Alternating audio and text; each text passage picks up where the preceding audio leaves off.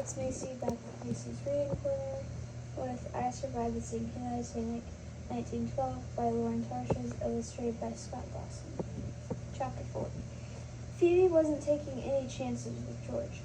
"I'm not letting you out of my sight," she announced after they finished breakfast. "I'm your guardian angel."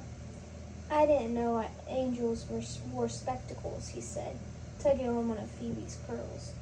"The smart ones do," Phoebe said, grabbing George's arm. She offered him a lemon drop in the little silver tin she'd been carrying around since London. George made a face. He hated those old lady candies. George wanted to go find Marco and Enzo and hear more about Italy.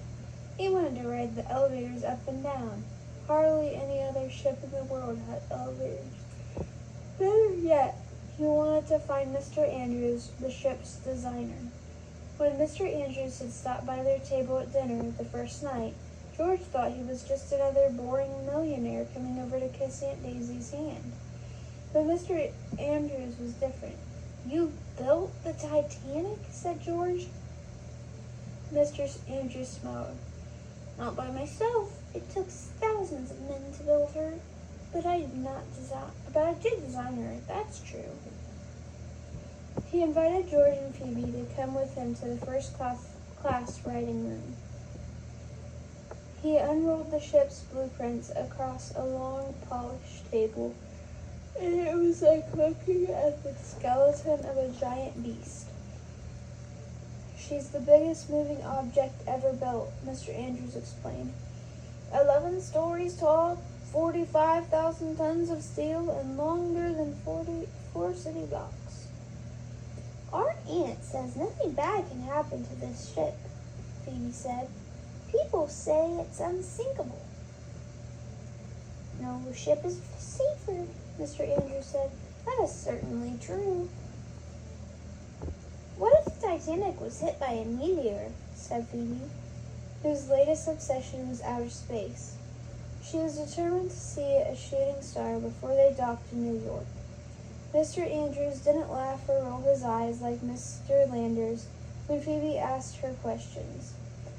I hadn't planned on any meteors hitting the ship," Mr. Andrews said thoughtfully. "But I'd like to think that she could take almost anything and still float." Phoebe seemed to be satisfied. Are there any secret passages?" said George. Mr. Andrews studied his blueprints and then pointed to the boiler rooms.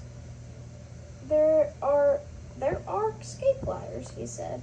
"They run up the starboard the side of the ship, up 2 decks through the stoker quarters, and into their dining hall. I hear the crew likes using them instead of the stairs." George could have stayed there all night. He asked a million questions, and Mr. Andrews answered every single one. "When I was like you when I was a boy," said Mr. Andrews, just before Aunt Daisy came to haul George off to bed. "One day I predict you'll build a ship of your own." George knew that would never happen. He could barely get through a day at school, but he liked that Mr. Andrews said it, and he sure wanted to find those secret ladders. But Phoebe had different ideas.